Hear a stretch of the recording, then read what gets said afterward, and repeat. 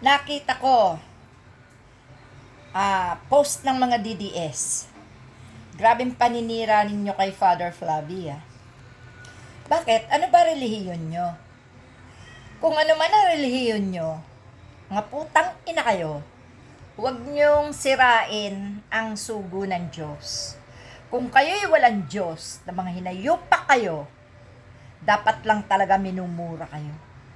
Putang ina mga to, ang lalaswa ng sinasabi nyo sa isang pari. Saan ba kayo bininyagan ng mga leche kayo? Ha? Saan ba kinasal yung mga nanay at tatay ninyo? Ha? Mga anak ninyo, saan nyo pinabinyagan? Tangnan nyo, mga putok yata kayo sa buho ng mga hinayupa kayo. Wala kayong Panginoon. Wala kayong inirespeto na kahit sugo ng Panginoon para mangaral. Mga putang ina kayo. Kung ayaw nyong makinig sa pangaral ng mga pare, putang ina nyo, huwag kayong makialam. Kung ano man ang relihiyon nyo, mga putang ina kayo, gano'n na kayo. No? Hindi kayo Katoliko, kaya ganyan kayo. Sino may sabi sa inyong adik?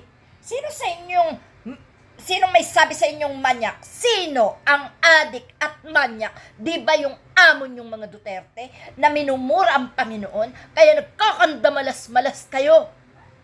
Tang ng mga to, wala kayong pakundangan sa kapwa, wala kayong karespeto, talagang minanan nyo ang pag-uugali ni Duterte.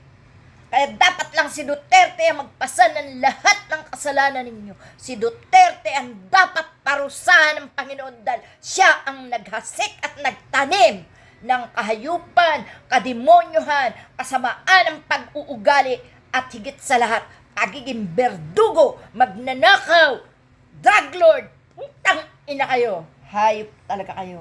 No? Pati pare hindi nyo na nirespeto ng mga leche kayo. Tanggapin nyo kung anong kaparusahan ng Panginoon sa inyo. Mga hinayupa kayo. Ha? At least ang pagmumura ko, nauna na ang paghingi ko ng tawad sa Diyos kesa sa ngayon na kayo'y minumura ko ng mga hayop kayo. Tapos na, utang ina kayo. Wala na kayong tagumpay na makukuha. Bagkos, puro parusa ang mararanasan nyo. Mga hinayupa kayo. Pati pagkamatay ng tao, pinapanalangin nyo para sabihin ko sa inyo ng mga animal kayo. Tatagal ang buhay nyo, pero mas matagal ang magiging kaparusahan sa inyo. Tandaan nyo yan, mga hinayupa kayo.